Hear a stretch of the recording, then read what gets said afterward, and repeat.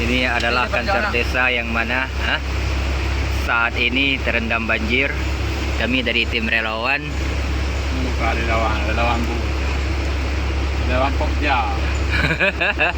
Ini adalah Pak Kadus. Anda bisa menyaksikan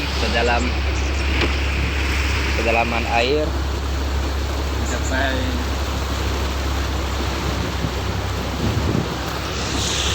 Ini adalah air yang sangat dalam. area persawahan. Ini area persawahan. Saat ini mereka mengalami gagal panen.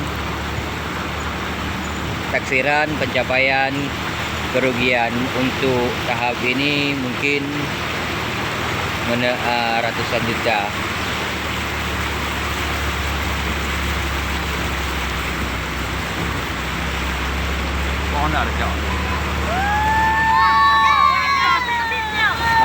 Ini mereka.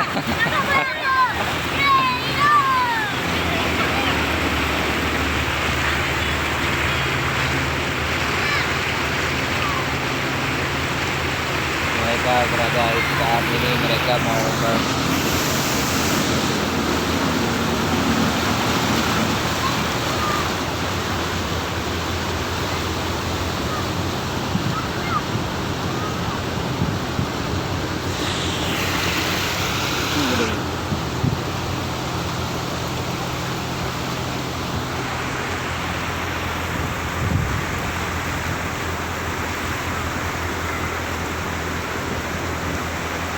demi masyarakat. Pak Geci rela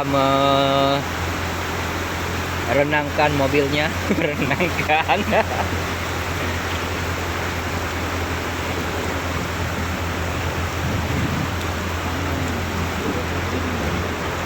Panggung terapung.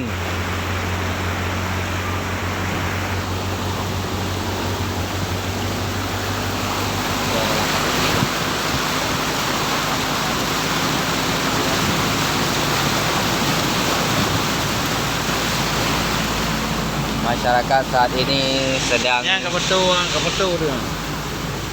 Gede. terputus ratnya bentang rekaman. Ijak tu. Namanya lagi ada betul. Cara rekaman.